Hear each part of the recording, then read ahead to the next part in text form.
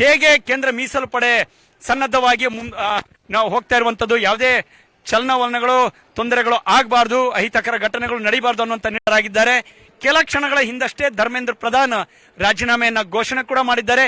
ಈ ಪ್ರದೇಶ ಅಕ್ಷರಶಃ 20ನೇ ತಾರೀಕು ಲಾಠಿ ಚಾರ್ಜ್ನಿಂದ ಈ ಪ್ರದೇಶ ಒಂದು ಲಾಠಿ ಚಾರ್ಜ್ಗೆ ಸಾಕ್ಷಿಯಾಗಿತ್ತು.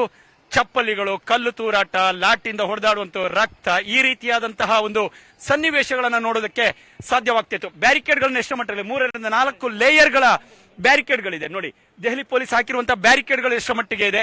ಈಗ ಇದೆಲ್ಲವೂ ಕೂಡ ತೆರವು ಮಾಡುವಂತ ಕೆಲಸಕ್ಕೆ ಇಲ್ಲಿರುವಂತಹ ಸಿಬ್ಬಂದಿಗಳು ಮುಂದಾಗುವಂತಹ ಸಾಧ್ಯತೆಗಳನ್ನ ಮುಂದಿನ ಹಂತದಲ್ಲಿ ನಿರೀಕ್ಷೆ ಮಾಡಬಹುದು.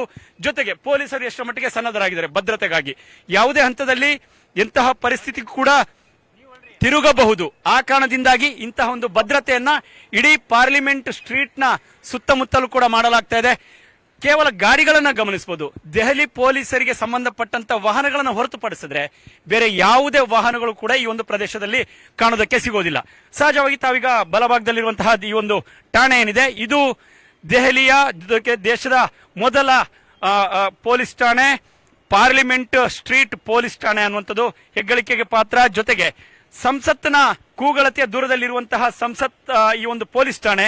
ಹೇಳಿ ಕೇಳಿ ಜಂತರ್ ಮಂತರ್ನಲ್ಲಿ ಯಾವುದೇ ರೀತಿಯಾದಂತಹ ಒಂದು ಸತ್ಯಾಗ್ರಹ, ಹೋರಾಟ, ಪ್ರತಿಭಟನೆಗಳು ನಡೆದಂತ ಸಂದರ್ಭದಲ್ಲೂ ಕೂಡ ಈ ಠಾಣೆಯ ಒಂದು ಅನುಮತಿಯನ್ನು ಪಡೆದುಕೊಳ್ಬೇಕಾಗುತ್ತೆ. ಅಧಿಕಾರಿಗಳು ಕೂಡ ಇದೀಗ ಜಂತರ್ ಮಂತರ್ನತ್ತ ಕೆಲವೊಂದಿಷ್ಟು ಧಾವಿಸುತ್ತಿರುವಂತಹ ದೃಶ್ಯಾವಳಿಗಳು ಒಂದು ಕಡೆ ಆದ್ರೆ, ಇಡೀ ಪ್ರದೇಶ ಪೊಲೀಸರ ಗಸ್ತಿನಲ್ಲಿದೆ, ಬಂದೋಬಸ್ತ್ನಲ್ಲಿರುವಂತಹ ದೃಶ್ಯಾವಳಿಗಳು. ಎಂತಹ ಪರಿಸ್ಥಿತಿಯನ್ನು ಕೂಡ ಎದುರಿಸೋದಕ್ಕೆ ಸನ್ನದ್ಧರಾಗಿದ್ದೇವೆ. ಮತ್ತೆ ಈ ರೀತಿಯಾದಂತಹ ಲಾಠಿ ಚಾರ್ಜ್ ಸಂಘರ್ಷಗಳು ವಿದ್ಯಾರ್ಥಿಗಳ ಜೊತೆ ನಡೀಬಾರದು ಅನ್ನುವಂತ ನಿಟ್ಟಿನಿಂದಾಗಿ ಎಲ್ಲಾ ರೀತಿಯಾದಂತಹ ಭದ್ರತೆಗಳನ್ನ ಇದೀಗ ಈ ಒಂದು ಮಾರ್ಗ್ನಲ್ಲಿ, ಸಂಸದ್ ಮಾರ್ಗ್ನಲ್ಲಿ ತೆಗೆದುಕೊಳ್ಳುವುದಕ್ಕೆ ಪೊಲೀಸ್ ಅಧಿಕಾರಿಗಳು, ಭದ್ರತಾ ಸಿಬ್ಬಂದಿಗಳು ಈಗಾಗಲೇ ಮುಂದಾಗಿರುವಂತಹ ಒಂದು ದೃಶ್ಯಾವಳಿಗಳು.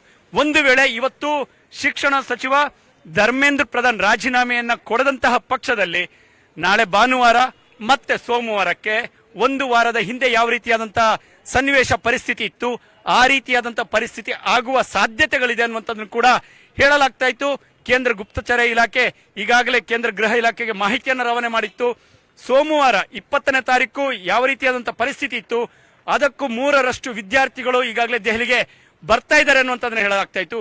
ಹಾಗಾಗಿಯೇ ಈ ಎಲ್ಲ ಮಾಹಿತಿಗಳನ್ನ ಆಧರಿಸಿಯೇ ಕೇಂದ್ರ ಶಿಕ್ಷಣ ಸಚಿವ ಧರ್ಮೇಂದ್ರ ಪ್ರಧಾನ್ ರಾಜೀನಾಮೆ ಕೊಟ್ಟಿದ್ದಾರೆ ಅನ್ನುವಂಥದ್ದನ್ನು ಕೂಡ ಹೇಳಲಾಗ್ತಾ ಇದೆ.